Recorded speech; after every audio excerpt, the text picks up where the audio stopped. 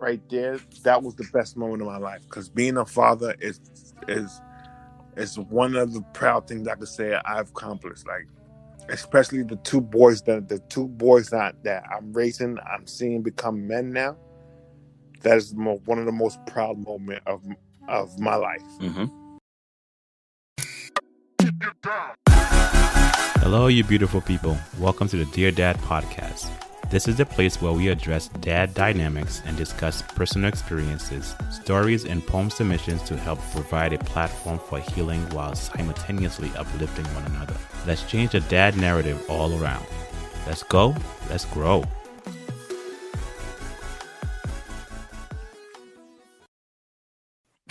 Hello, you beautiful people. Thank you again for joining me at the Dear Dad podcast. My name is Jimson Darius, aka BJ. To join this podcast to tell you their version of the experience in their life, what they went through, and how they overcome it, their journey in life, and the obstacles they went through, and that they're here to tell you their story. And I know earlier on the episode we had Jonathan and Maxine on a podcast, and they mentioned his name Michael, and Michael is one of the brothers out of the four, and he's on the podcast today to tell you his story, his life's journey, and how he overcame it again. And I'm so happy that he took this opportunity to just pretty much tell us who he is and, you know, what made him who he is. So, guys, I'm going to again introduce you to my cousin, first and foremost, Michael Gene Darius. Gene Michael Darius. I have no idea who this guy is. He just told me his name is Gene. I was like, who is Gene? He's like, that's my first name. I was like, what? That's what all the gangsters call me. Yes, sir. This is Michael, aka Gene Darius. What's up? What's going on, yeah? Good. All right, cool. So let's just jump straight to the first question. Let's go. So tell the audience and tell us, who is Michael? Oh, wow. Who is Michael? First and foremost, a compassionate guy, very family oriented. You know what I mean? Everything to me is family, whether it's brothers, cousins.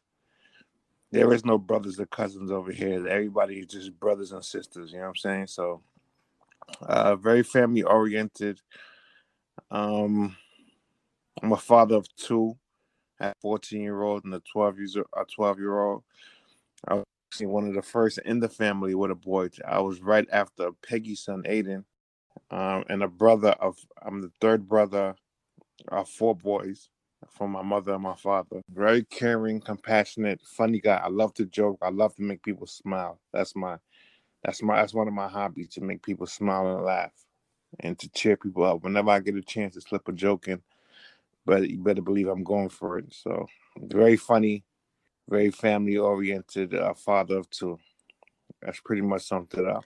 Nice. All right, so we're gonna just jump to one of the meat of the questions. Tell me about your dad. Okay, cool. So, like I said earlier, my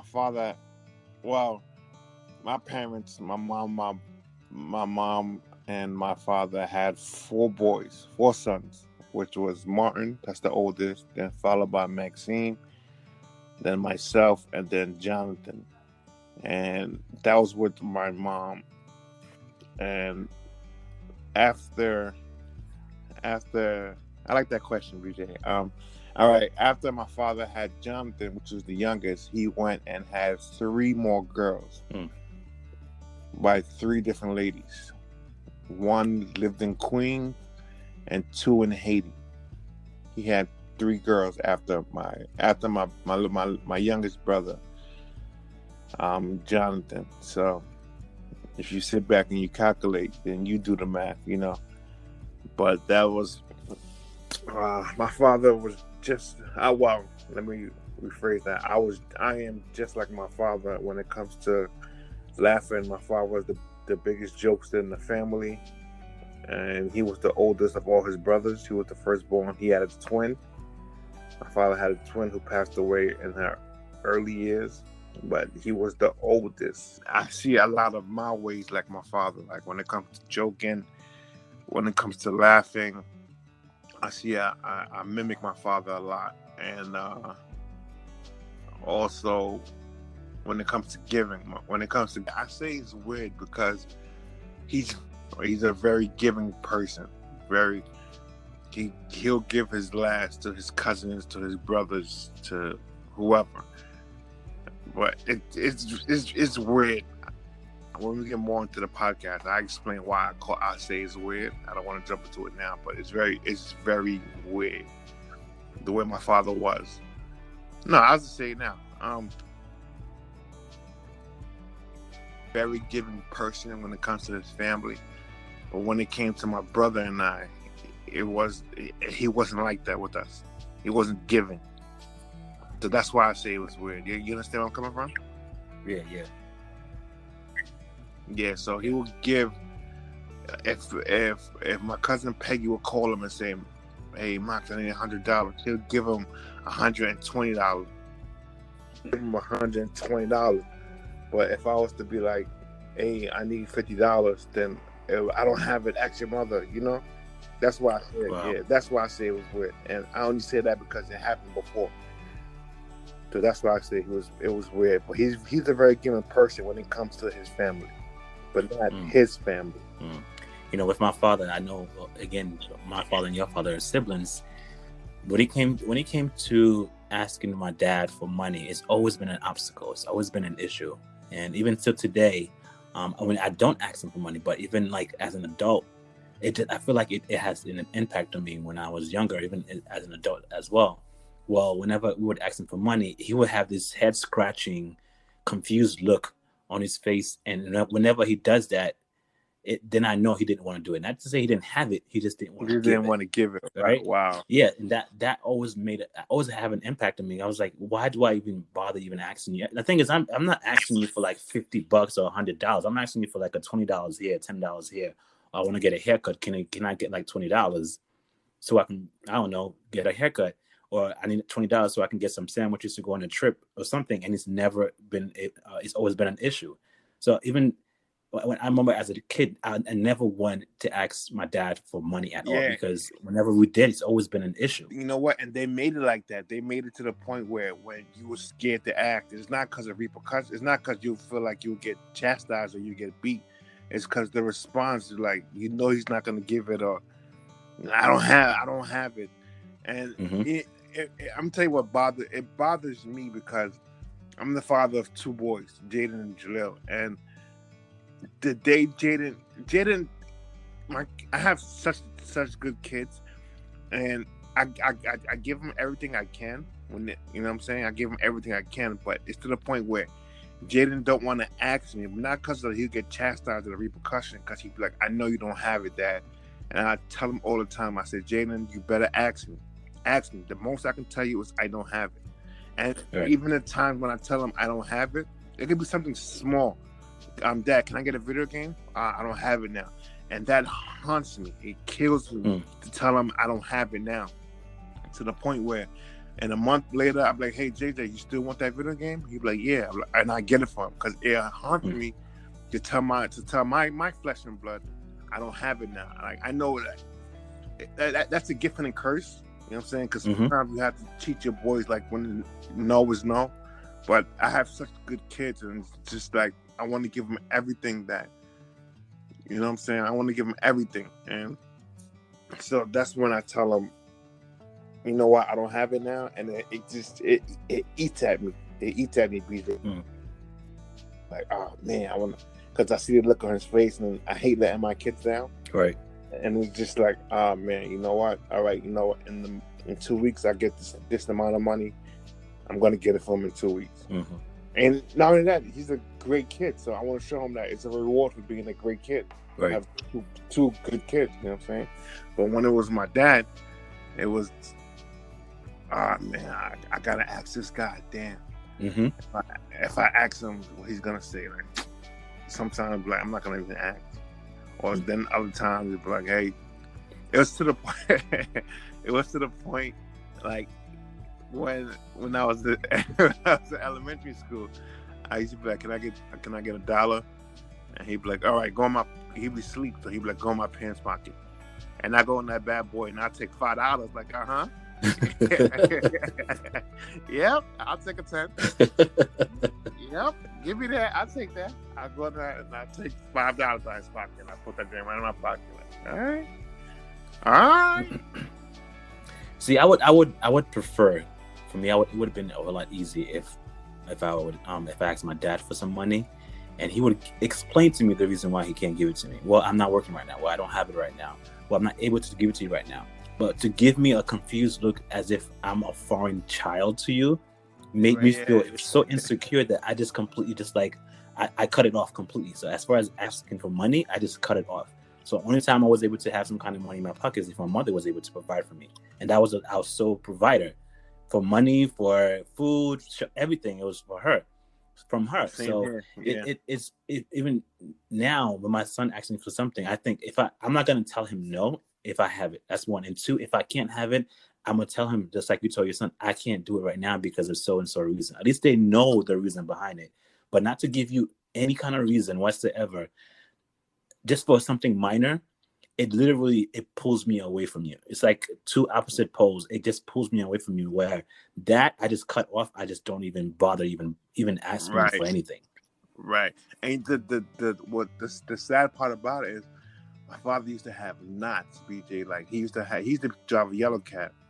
And the yellow cab, all you got to do is you rent the cab, you pay such and such amount of dollars, and whatever money you make, if you was to hustle, you can make a lot of money, especially downtown.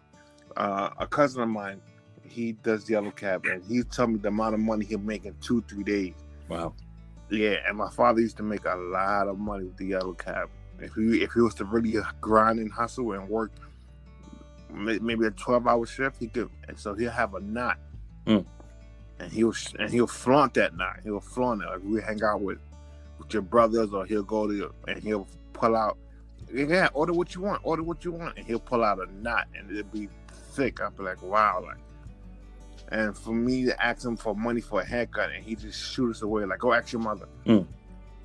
Yeah, that's very disheartening. You know what I'm saying, bro?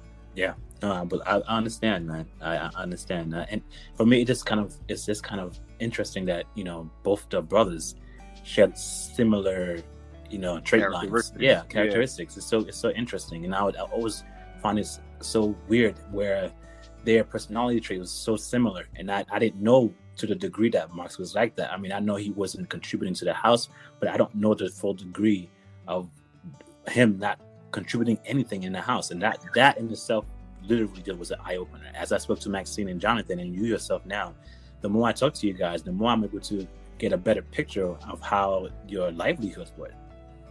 Right. Yeah, it wasn't all peaches and cream.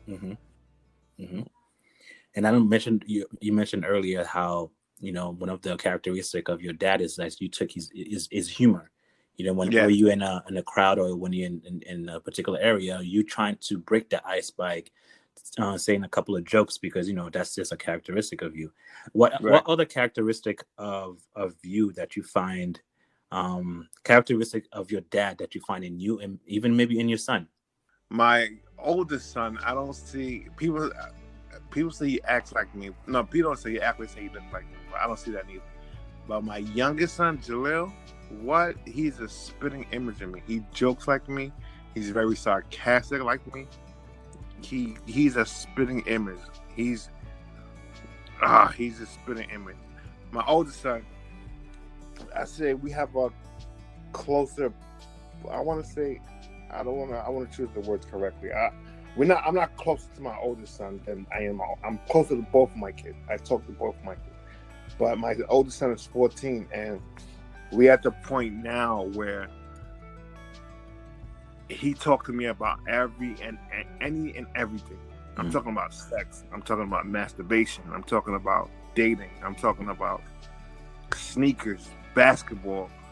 I'm talking about smoking marijuana. We spoke about all this, BJ. We talk about all this, and he just comes to me like, Dad, we'll just sit at the table. He'll be like, and what age was you when you first had sex? And he'll just ask me like, and that is so lovely. Like, that's so, you know what I'm saying? Like the feeling of that, he trusted me, and he, like, we were talking about masturbation the other day. Yeah, like, how old was you when you first did it? And we just have a regular conversation, and I let it be known. But I don't talk to my youngest son about it. Although he's about to be 13, I still see him as a baby. Right. But my youngest son has all my characteristics when it comes to sarcasm, when it comes to humor, when it comes to joking, when it comes to he need to have the spotlight. I'm usually always in the spotlight when it comes to dancing. Everything he does is me. He's skinny like me. And then my oldest son, I see it's different. My oldest son is quiet. I can see my oldest son being more like Martin and Maxine. Okay. But when it comes to my youngest son, he's just like me and Jo. How was your relationship with your dad before he passed away, and after he passed away? How was the relationship? Okay, so that's a good question. All right, out of my four brothers, I was my dad's favorite son. How I know this? Because he said it plenty of times. He told Willie. He did. I'm telling you, he said it plenty of times. So I was my dad's favorite son. So when it came to, I was just, when he'd go out and stuff, he always bring Martin because Martin is the oldest. I think he wanted to abort me when I was a baby. He wanted to abort me. But as time went on, I guess I became my dad's favorite. He told my uncle, my aunt that. He told, I think my mom even mentioned it before. So we had the relationship between him and I. As I got older, I became more fearless. Like I didn't care what I said to him. Maybe at the age of 16, 17, I like, especially when I had my son. When I had my first son, that's the story. That's just when I brought Jaden home 2 weeks after he was born. After that, I didn't hold my tongue with him. I let him know whatever. But before that, I used to be really scared of this guy. I used to be really scared of him. Like he used to give me this look where he raised his eyebrow like The Rock. Mm-hmm. Yeah, I used to be really scared of him, BJ. I think we all was. We all used to be scared of my pops. But the relationship between him and I, well, I just remember way more negative things that he did to me, or he said, or he would try to embarrass me in front of people because I was clumsy. You know what? To go back to the prior question, I'm sorry. That's what my oldest son takes from me. The klutz. He's a klutz, and I was a klutz. Okay. My oldest son is a klutz. That's what he takes from me, and I'm a klutz. Sorry. Okay. To go back, but he would try to embarrass me in front of people all the time. Intentionally, but in his eyes, he's joking. Right. People are laughing. I understand that, but you know what though? I would never do that to my son. Like right. If I'm joking with my son and I see he's getting hurt, joke's over. I'm not gonna embarrass him in front of no one. So let's say Emo will always come. My cousin will always come over and play cards with them and stuff like that, and he would intentionally embarrass me, but jokingly on his behalf. But on my behalf, I'm hurt. I'm embarrassed. So he'll do that like whenever his brothers would come over or his cousins would come over.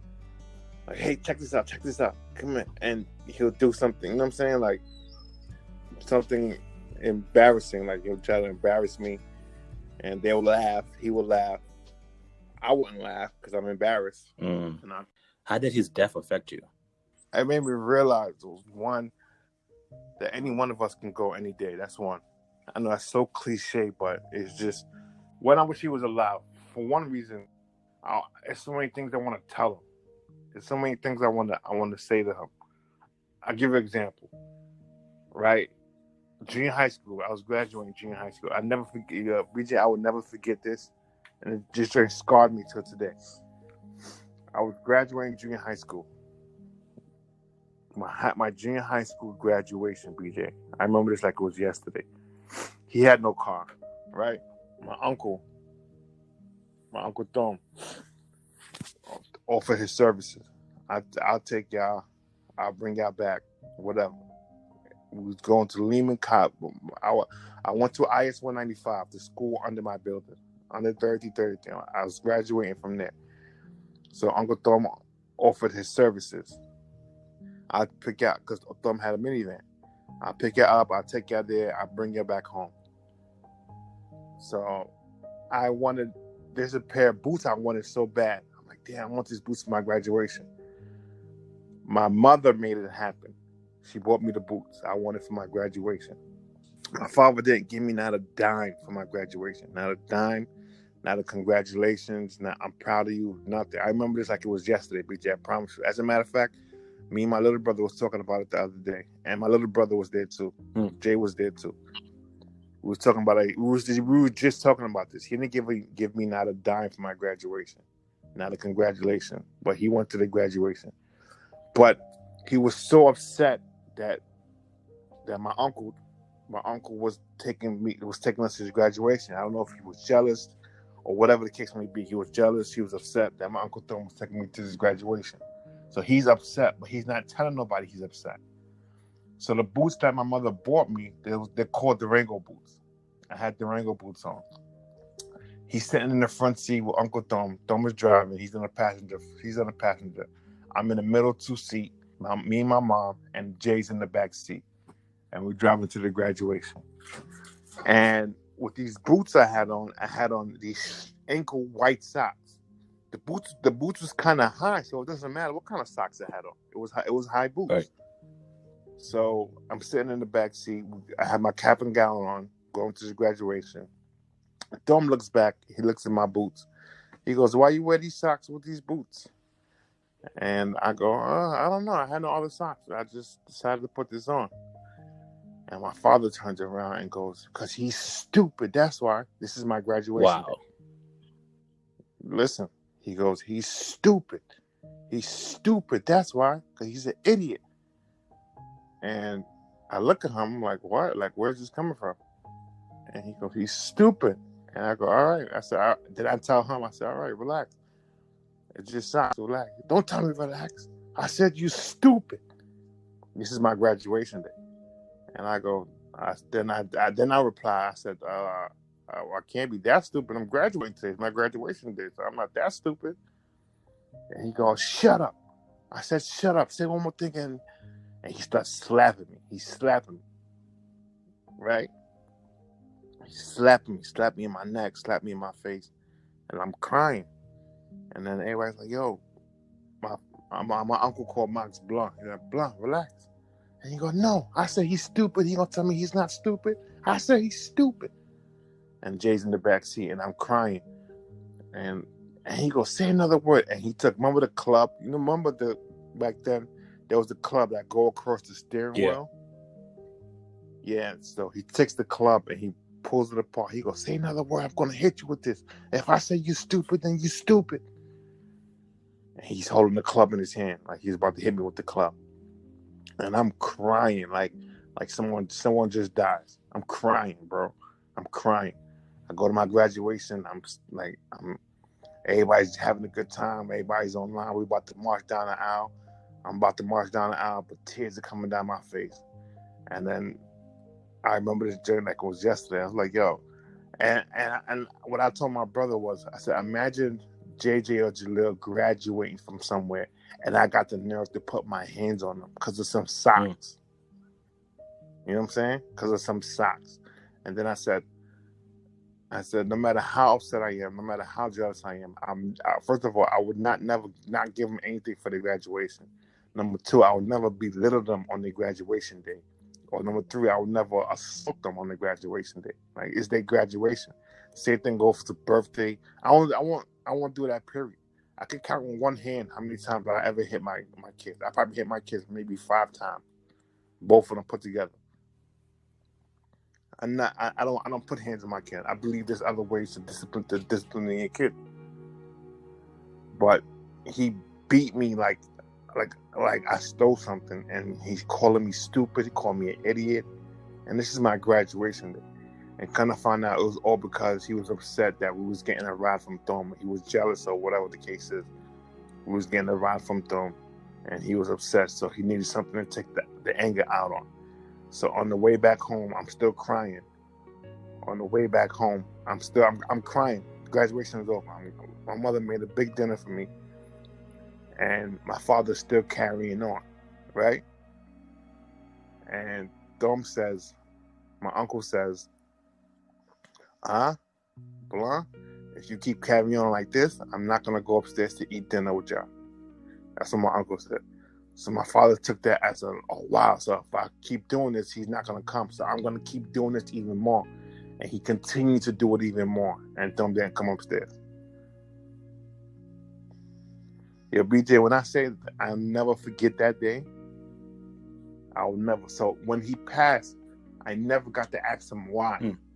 And it haunts me till today, BJ. It haunts me. If it was one question I wanted to ask him, I would just want to ask him, why did you hit me on my graduation day? You know what I'm saying? Right. Like, he whooped my ass on my graduation day because of socks, BJ. Not because I stole something. Not because I took the $5 out of his pocket a couple of years ago. Not because I took the $5 out. Because I had white ankle socks with a pair of boots. Even though I had black socks, even though I had the long socks, you still wouldn't be able to see it. And I just want to ask him, like, it was just a couple of things. One thing I learned from his death, if someone is living you love, or you have some kind of beef with, or you have something you want to say to a person, just say it while they're alive. Right. Say it while they're alive. And I gave that speech at his funeral too. I said I told him, we gotta tell people we love them while they're alive, or we gotta tell people why while they're alive. I gave that same exact speech at my father's funeral. I said I could tell him 1,000 times I love him right now. He won't hear me. I've known you for this length of time, and what I've came to understand is that, and I spoke to Jonathan about it, and he seems to be a little bit reluctant towards it. But I know with you, it comes out a little easier, a little more fluid, to just say the word that I love you. And I know you say it even it's with ease now. I think because you're so used to saying it now, it's not a problem. But with Jonathan now, I noticed that just to even say it to you guys, it becomes foreign. It becomes hard for him to say it. So I mean, I commend you with that, and I'm encouraging him. And I know I teased him on the podcast about saying I love you, because again, like you said, we may be as healthy as we are today, but tomorrow we could wake up and not have the breath of life on us. You know, so we need to take advantage of the opportunity of today, of just telling the person that you love them. I know it's hard because it's foreign. It's foreign because it wasn't something that we grew up with. But because we have this stuff here, we have the breath of life in us now. We just need to take advantage of it and take that step and to say, look, it's just, I know I said it's simple. I can say it's simple because I've said it and I can move away from it. But just those 4-letter words are so powerful. Just coming out your lips, your mouth is so hard to say. You know, when my father was living, he told me I love you one time. I remember that. I remember that he called the house, because, like I said, when I say I was my father's favorite, I was his favorite. So my father never bought us clothing. He never bought us boots, nothing. But he bought me a pair of boots one time. It was only one time. He called me. He said, "What size you wear?" And I was like, at that time, I think I was a 12. I said 12. And he came home with a pair of boots, but he never, not one time, bought a pair of boots for any of my brothers. Wow. Any of my siblings. He never bought a jacket, never bought anything for a pair of. And there was one time he called the house, and he go, "Hey, how's it going?" He called to check up on me, and I was like, "I'm good." He's like, "Everything all right?" And I was like, "Yeah." He said, "All right, Daddy loves you." And I was like, "Okay." All right. And that was the only time he ever said it. But when he passed, I was telling people at the funeral, like, yo, we could say how much we love him now, but it doesn't mean nothing. It's all just spoken words. We got to tell them why they living, what we got to say. So that's one way it affected me also. And Another thing that affected me was looking at the way my father parented, the way he fathered. Right. Right. So there's a saying that goes, "There's twin boys. They have a father, right? Their father was an alcoholic. Mm-hmm. One twin says, I drink because my father was an alcoholic. The other twin says, I don't drink because my father was an alcoholic." Mm-hmm. You get where I'm coming Yep. from? So just because my father was one way doesn't mean I had to be that way too, because he did it. You know what I'm Right. saying? I could choose whether to do it or not. Right. And that's one thing I looked at. So having my kids, I'm like, I'll be damned if I was to be the parent that my father was. Right. You know what I'm Right. saying? Right. I'm the kid that chose not to be an alcoholic because my father was an alcoholic. Okay, let's take a brief commercial break. We'll be right back after this sponsor. Hey guys, Bjimson Darius, aka BJ here from Dear Dad Podcast. Now, when I started this podcast, I wanted a platform where I can record and upload with my content very easily. I didn't want to go through any hoops to get my podcast out there. When I did start my podcast, I was on a different platform. But after I was introduced to Anchor not once, not twice, but over 3 times by my close friends, I decided to give Anchor a try. I must say, I absolutely love it. Not only is it easy to use, but I am able to record, edit, post, and publish all my episodes right there on the app or the site. I was able to transfer all my episodes onto Anchor in less than 5 minutes. That, for me, was unbelievable. Oh yeah, here's the best thing of all. It's free. It is free to use. Yeah, I know. That's crazy, but take my word on this. It's true. Using Anchor has definitely made podcasts so easy. Trust me, you'll love it. So, download the free Anchor app or go to anchor.fm to get started. Absolutely. Yeah, I hear you. Absolutely. All right, so let's change the mood a little bit. So let's change this towards parenthood, right? You being a father, Yes. you know? So dive in and tell us, tell me about fatherhood. I love being a father to my boys. I love being a father to my boys. It's the best feeling. All right, so here goes the story. Do you have popcorn? Popcorn? Yeah. Not with me, but go ahead. All right, so listen. So here goes the fun. So I was dating this young lady, right? I'm dating this young lady. I got her pregnant. Boom. She got pregnant. I'm gonna fast forward that I'm gonna go back.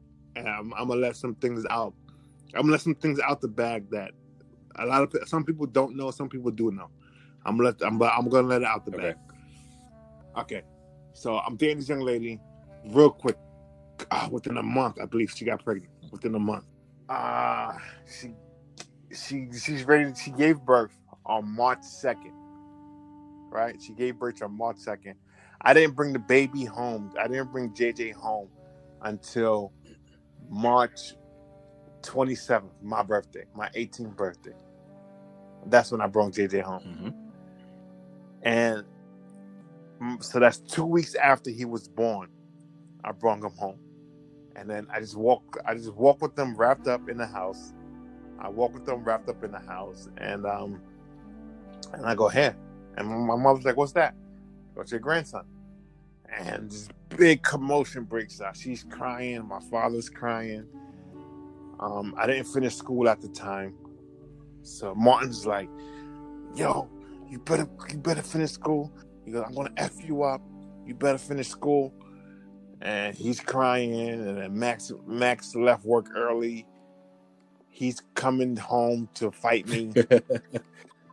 Like I don't know what was that gonna do. Let's say you beat me up, right? All right, now you just beat me up. Like the baby's still gonna be right here. So he left, but he said when he saw the baby, he was like, I can't do nothing about this. This is my nephew. It was a big commotion. Now to rewind. So the story I gave everyone was I didn't bring him home. I didn't let no one know that she was pregnant. Was because I was scared. But truth be told, I was still with her, and I didn't want no one to look at her differently. So what happened? The real story behind that was she didn't know whether I was the father or her ex-boyfriend was the father. So that means she was still dealing with both of us at the same time. Okay, so that was the real story behind it. But I didn't tell no one the stories until years later. Like, you know what? This is the real story why I didn't let no one know I had a baby.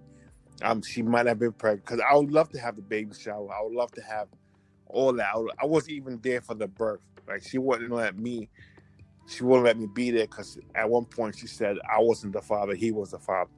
And then when he was born, she was like, the baby looked like me, and he's not the father. And then that's when I brought him home. Okay. But the true story behind it is because she didn't know who was the father between him and I didn't want no one to judge her because I still was with her at the time. I still was dating her, and I didn't want no one to judge my girlfriend. And so I'm like, you know what? This is the story I'm going to tell.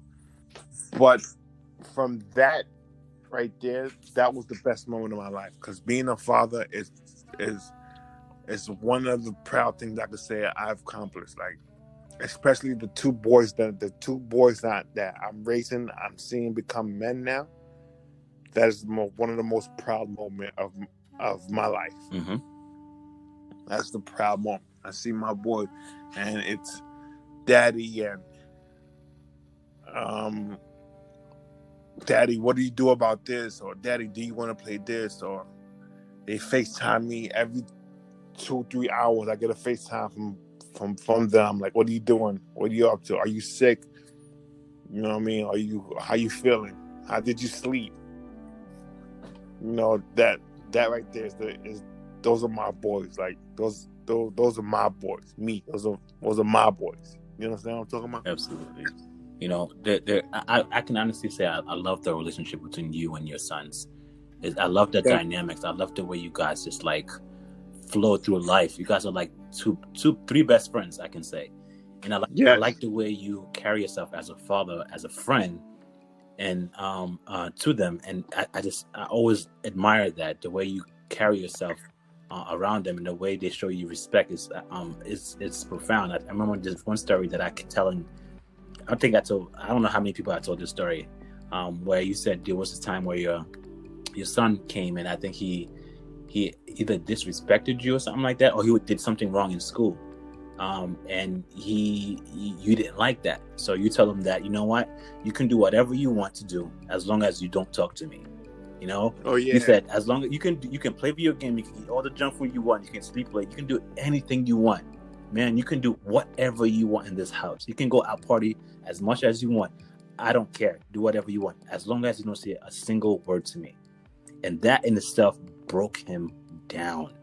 That killed him. I think that was it's a different strategy of I wouldn't say a mental game, but that's the relationship that you have with your son, where he knows you talking to him means more to him than anything in the world. Yeah, I remember that. Like it was yesterday too. I said, JJ, don't say anything to me. Go play the game, go eat, do whatever you want. BJ, that boy laid in his bed and cried and didn't eat, didn't touch the game until I spoke to him. Until we was cool. I remember that. Yeah, I remember that's funny. That's just that's the punishment I give them now. Like, you know what? Okay, that's how you feel. And I think that's why they're not afraid to ask me. My youngest son is 12 years old. He calls me the other day like, Daddy, I broke up with my girlfriend. I go, he's 12 years old. He goes, yeah. And he goes, let me send you the chat. And he screen records the chat and he sends it to me. And he go, look. And I'm like, I never had that with my dad. Yeah. I never had that. Like I wouldn't ask him. I wouldn't ask him about. I never got any girl advice from my dad. Only advice I got via him was through my brother Martin. But he told Martin, because one time me and my girlfriend, my kid's mother at the time, we had a big argument, and I was crying. It got to the point where I was crying, And then he told Martin, like, yo, your brother messed up. He's not supposed to never let a girl see you cry. And then Martin related that message to me. That's the only advice I ever got. Earlier you mentioned that, when you first had your son, the relationship between you and his mother was, there was a dynamic between who was the father and who wasn't. And, it wasn't planned pretty much, right? With your first son. And that's okay. Sometimes unplanned things are always the best, sometimes the best thing in the world. But any child bearing, any child that you give is always a gift. So I wanted to find out if before you became a dad, did you have any idea what kind of dad you wanted to be? And if so, are you that person now? Before I became a dad, I didn't really think too much on fatherhood, to be honest. But I always wanted to be the dad. I always wanted to be that dad that me and my son was so close that you could tell, like, are they brothers or are they a father and son? That's how I always wanted it to be. Are they brothers? That's your father? Right. Like when I go, like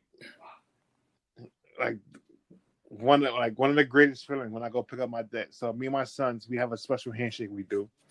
We have a handshake. So when I go pick him up from school and I do the handshake and I give him a hug, I'm like, what's up? I'll be like, JJ, where is she? Where's the girl? And he's like, Daddy, stop. And then his friend would be like, that's your dad? Yeah, he's cool. Like, and that's the dad I wanted to be. I always wanted to be that dad. And I can honestly say I'm really that dad now. Nice. I didn't want it to be that dad, like, walk straight and don't do that. Why are you doing that in the street? Right. I'm gonna beat you. Like, that's not fun. I go to my son's school. Hey, what's up? This is your friend? Hey, what's up? Jaden, Tahim, I met his friends. Hey, you guys want pizza? All right, come on, let's all go get pizza. We all go, me, JJ friend. And then when he called me, like, Daddy, my friend thinks you're cool. Like, I know. I know. You don't gotta tell me that. So that's that I always wanted to be. But at the same time, I want them to know to know when I'm serious. Right. And they know that too. Right. You know what I'm saying? All right, let me talk to you guys. Right. Listen, this homework got to be done by such and such time. And, when it comes to the classwork, this, that. And they know when I'm serious. But for the most part, we cool, smooth sailing, relaxing. And that's the dad I always wanted to be. Nice.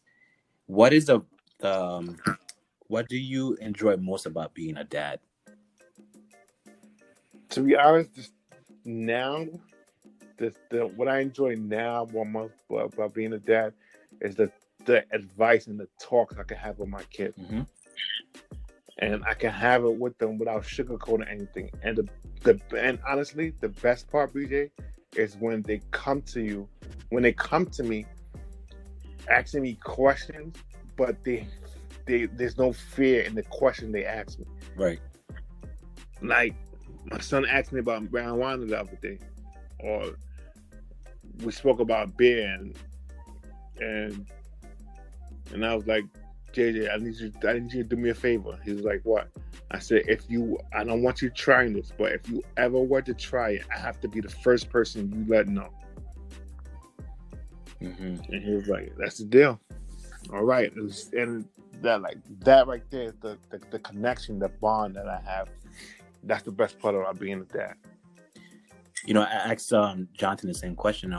It's something similar to it, and he told me that I was telling him that it's crazy how much love that I have for this kid, and just sitting here watching him and developing and growing, and I'm sitting here, I'm watching him. It gets me emotional to see this is my offspring, this is my child, this is who I help give life to, and I'm watching him, listening, and see him grow. And we have this thing where we both wake up in the morning and at times, because mommy sleeps in, and him and I wakes up early, so usually us in the morning. And he told me that Jonathan said that, the best thing you can is yet to come, pretty much. So the best thing is when he comes to you and talks to you and asks you questions, and then you two, if not, could come up with a solution. The best time is just like when you able to like literally talk to him and he's talking to you back. That's when you know, like, yo, this is real. Right now, he's able to communicate, but not a conversation. But when he's able to carry a conversation and share his own thoughts, and you guys are like sharing ideas, that's when it becomes real. Oh man, that's the best feeling, BJ. When he come to you and be like, Dad, let me ask you this. You wear sneakers like this, but if I wear my sneakers like this, that's the best feeling, BJ. BJ, I got a phone call the other day from my son, and he said, "Yeah, Daddy, I saw these Jordans, but they green." And then we just had a conversation on Jordans, and I'm like, "This is my friend. Like, this is right.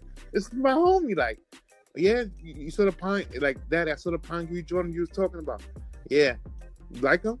Like, yeah, I get it from you. No, Daddy, you don't have to get it from me. My son told me the other day, you get me all these luxury things, so you don't have to get it from me. That's what he told me. Wow. I'm like, what? You trying to kill me? That didn't hurt. it melted my heart. Like, come pick me up.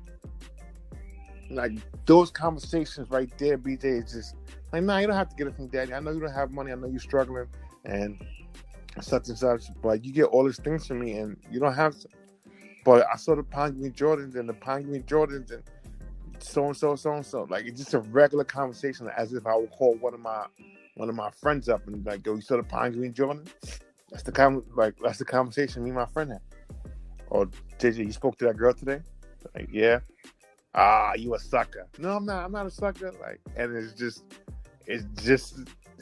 so genuine. It just feels so good, BJ. You don't understand the feeling. The feeling is so, like, I know for a fact you do an awesome job as a parent now, but your son is not at that age where he just come like you said. He didn't come to you for advice yet. So when you start coming with that, and you're able to just listen and just to have a mutual conversation without answering his question, it's just, yeah. Wow. What are 3 happy moments in your life as being a dad? 3 happy moments. All right, so I have so many. All right, the very first happy moment was when I brought my first son home. My first son home at 2 weeks old. That was a very happy moment for me. I felt like a man then. I felt like a man. Right. Second happy moment was when I had Jaleel, and I was able to be in the hospital this time because I wasn't able to be at my first son's birth. So I missed my first son's birth. So I was able to be at my second son's birth at the hospital. And when they gave her the C-section, the minute they cut her, the minute I heard him cry, and I started crying. Mm-hmm. That was the second moment. And I'll never forget this moment. This is my oldest son. He was graduating. He was going to 3rd grade. I think he was having a step-up ceremony, right? Step-up ceremony. And I went to his step-up ceremony. He was stepping up. And then it was a whole bunch of parents sitting down in the audience. And they said, Jaden Darius. And I stood up. And I was like, yeah, that's my boy. Yeah, I'm going crazy. And the principal came and I said, sir, you got to calm down, sir. Calm down. I said, there's no way you calming me down. That's my son up there. Go, JJ. You're not calming me down. Right? I said that to the principal. I was like, oh, I'm leaving here in cuffs. So I said, you're not calming me down. That's my boy up there. And you know what she told me when the ceremony was over? This made me so proud. You know what she told me, the principal? What he said? She said, we need more dads like you. Wow. Yeah. And I was like, yeah. Oh. So you're not pressing charges. So I'm free. So I can go. So yeah, the principal told me that we need more dads just like you. And I was like, oh man, I appreciate that. That's my boy up there. And those are just to name 3. There's so much more, but those are just to name 3. Right. And as a dad, being a dad that you are right now, is there anything you wish you had done different? To be honest, BJ, all right, you asked all the right question. All right,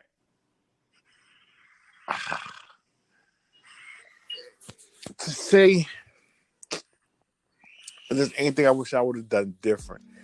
All right, so me personally, everything happens for a reason, right? I'm a firm believer in that. Everything happens in the timeline that God wants it to happen. But to tell you my story, where I'm at today, oh my God, BJ, it was so much of a fight for me to. All right, so right now, I get my boys every other weekend, right? Court ordered visitation. But to get to that, BJ, the court system is so rigged and it's so not for the black male. The black male fathers, the court system is not for. It was so many times, BJ. I came home, I cried on that train ride home. I cried because I wasn't able to see my son. And the only thing the court told me what to do was to come back next month. Wow.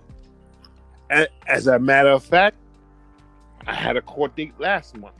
But the only reason why the court date... No, I'm lying. Lies I tell. I had a court date this month in April. But the only reason why the court date was postponed was because the COVID-19 thing. Right. But this has been going on for about 3 years now. For 3 years, I've been going to court every month. So what happened is their mother and I had a terrible breakup. Horrible breakup. But what happened, I believe, my mother believed, my brothers believe, what happens is it was a pattern that was demonstrated on her behalf, where she will break up with me, we'll take a break, I will leave, come stay on my brother in Long Island, and she will live her life, date whoever, mess with whoever, and then when she's done, she'll come back to me. It was a pattern being demonstrated. That pattern was very redundant. Until the last time I said, I'm not doing this again. And I left, and no more coming back. So the breakup was so bad, she decided that she's not gonna let me see the kids. Oh man. Yeah, and you know, some not all females. You know what I'm saying? I'm pretty sure your wife is not like this. You have a beautiful wife. I'm pretty sure there's a lot of wives that are not like this. But a lot of females, especially, excuse me for saying this, but especially, no, I'm not gonna even say black female. I don't even know. I was gonna say black females, but a lot of females, they use the kids as a pawn in a war that the parents are going. Right. I see it on television. I see it all the time. They use it as a pawn, and unfortunately, I was a victim of that. My little brother was the victim of that. They used the kid as a pawn in a war that so they know that you love these kids so much. She know that I love these kids so much. I want to hurt him so bad. What can I do to him to hurt him? If you bought a brand new BMW, she know that you put all your earnings, all your life savings into this BMW. You love this BMW so much. In her mind, it's, what can I do to hurt him? You know what? He loved that car. I'm going to go mess the car up. You know what I'm saying? That's how they think. As opposed to guys, it's, I'm going to move on. I'm going to find somebody else. I'm going to make myself happy. Whatever. That's a guy's thing. We're not going to, I'm pretty sure there's like maybe 0.1% of a guy that will go key a female's car because they know that she loved that car so much. We're not going to do that. So what they do is they find something, they target something that you love dearly, unconditionally, and they use it against you. And for me, unfortunately, it was these two boys. BJ, let me tell you, when I was with them, and I promise you, I only seen this in television. I used to read my kids' bedtime stories when I was living with them. All right, they took a shower, let's go read a bedtime story. I had to read them bedtime story. And then I'll wake up in the morning, get them dressed, take them to the school bus. And the first thing they ask me is, are you picking us up from school? I'm like, nah, mommy, but we want you to pick me up from school. I promise you, BJ. It was times she used to tell me, you know, the kids love you more than they love me. I'm like, no, don't say that. Don't say that. She out of her own mouth, she just telling me that. So she know the bond that we Right. had. So when we broke up, so I'm not gonna sit here and say I was an angel. Throughout the course of the relationship, it was we both cheated on each other back and forth, but it was very unhealthy. It was a very toxic relationship, BJ. It was toxic. I couldn't take it no more. So the last time she cheated, we were supposed to be working it out, and we're not doing this. We're not doing this no more. We're not gonna cheat on each other no more. When we came to that agreement, she ended up cheating on me. I went to her phone and I saw the messages and the pictures and stuff like that. So I'm like, that's it. We're not working it out. I'm leaving. And that was supposed to be the last straw. I left, and she saw that I wasn't coming back. And the fact that she realized she couldn't get me back, that's when the kids came into play. So I couldn't see. I'm talking about I couldn't see the kids. I'm like, all right, you know what? I can't see them here. I'm gonna go to the school and pick them up. I went to the school. I'm sorry, Mr. Darius, we can't allow you in the school. The mother told me you guys have some domestic issues, and if it's a domestic issue, you can't let the father into the school. And I'm like, excuse me? I'm the father. I'm like, yeah, we know, but if you come to the school, we got to call the police. At the school, I'm at the school, and the principal's telling me this is a different school. The principal's telling me this. You know how it feels? You go pick up your kid, and they say we can't let you in. Yeah. BJ, I'm at the school and I'm crying like I gotta see my boys.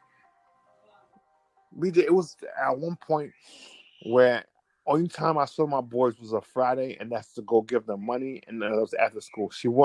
I wouldn't know where they would stay. I wouldn't know what they ate. I wouldn't know what they wore. Didn't know anything. It was hectic. It was hectic. It was hectic. It was hectic. So I had to go to court. I took it to court. No, she took me to. No, the first thing she did was put me on child support. She put me on child support.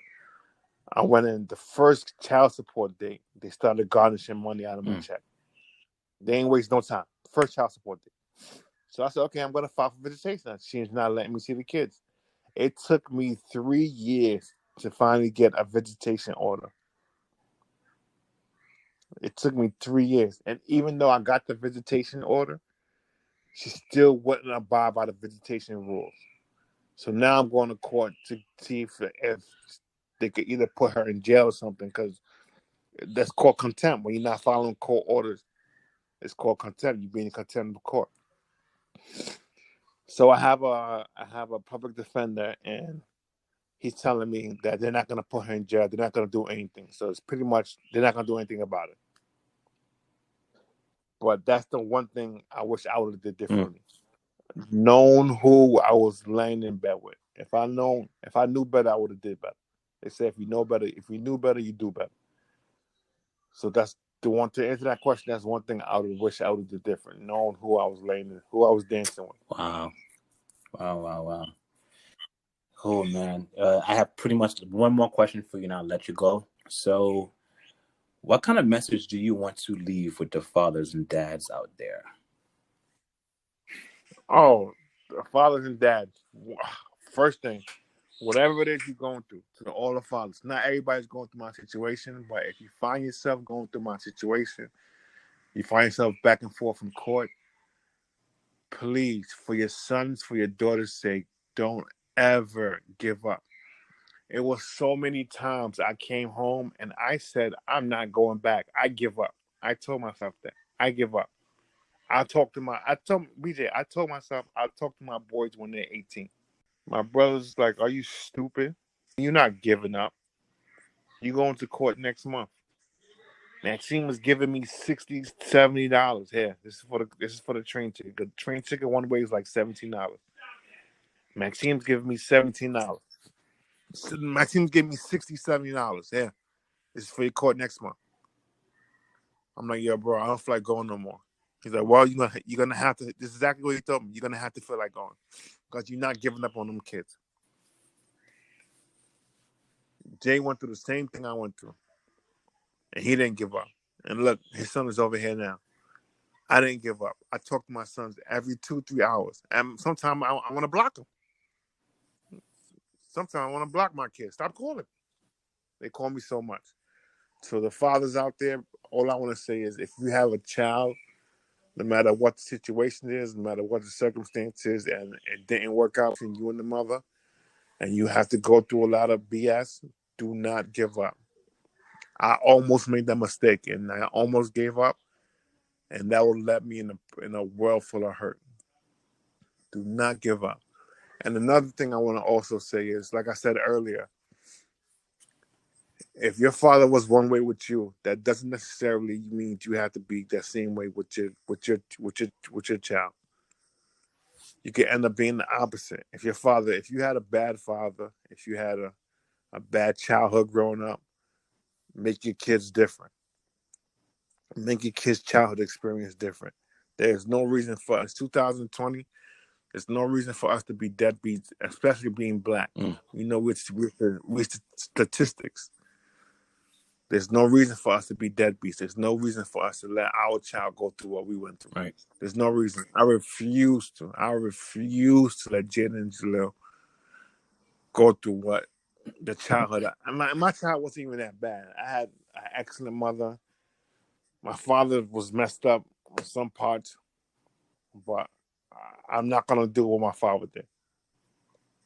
There's no reason for us to there's no reason for us not to break that cycle. Right. There's no reason for us to follow that pattern. There's no reason for us. And looking at the family, BJ, a lot of us are breaking that cycle. Absolutely. A lot of us. We are, BJ, we are excellent dads. Yes, sir. You, me, your brothers, my brothers, Gabe. Yo, we are excellent uncles. We are excellent dads. We are excellent. And it's a blessing. It is a blessing. And I guarantee you, I'm 99.9% sure when our kids grow up, they're going to be like, man, my dad was this. My dad did this. I love my dad. I promise you. Man, you're preaching right now. You're preaching right now. And I want to just thank you first and foremost, Mike, for this time, for giving me your story, giving me your journey, giving me your life story of how you overcame these obstacles in your lives. And I'm so glad that you were able to take this opportunity to just share with us. And man, there's a lot of stuff about you that I didn't even know that you told me this on this podcast. And again, this platform is it's to just tell your story, to tell the world out there that one, there is good fathers out there. There is good fathers out there. There is good dads out there. There's good black men out there. Like you said, the court system is not the best that works the best for us. But if you're going through an ordeal, like you said before, with the court system, hold on, man. Hold on. Yes. Your kids is worth it. You know, maybe because you're going through this, it gives you a better relationship. It'll give you a better understanding how much of a dad you need to be, how much fight you need to fight for your child. So you just hold on. I mean, having a child is not easy, but if it was easy, I don't think you would learn or we would appreciate our duty as being a dad. So I'm so thankful that you're able to come to this podcast and tell me your journey. Tell me your story, man. And I love you so much for who you are and what you're doing. I use you as an example as father. I had my child after you, and I'm still using you as a father. As I said before, I'm still using your stories and plug it into mine because you're doing such a good job. I'm learning to parent through you. Yeah, that means a lot. I'm learning to parent through you. You're doing an amazing job, man. You continue doing an amazing job. You have a great relationship with your sons, and I want to have that as well. And I love that. I love it. I love it, man. I love it. And I want to commend you for doing the job that you're doing. You're doing a good job. You're not only being an example to me, but you're being an example to just everybody else that's watching. And you don't know who's watching. A lot of people is watching. You may not know it. So you might as well be in the best behavior, not only for you, but everybody else that's watching.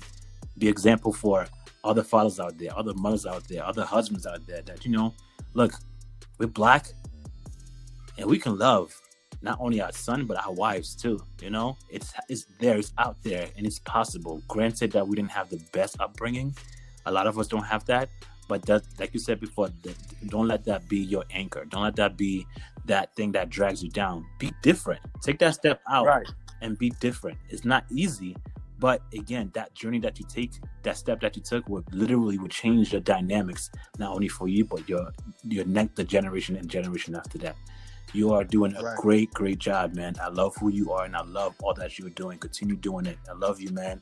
Thanks again for this podcast. Thank you again for this story, and I look forward to a next episode. So, guys, again, thanks again for joining me at Dear Dad Podcast. Again, I'm not going to hold you guys any longer. Until the next episode, I'll catch you later. Bye.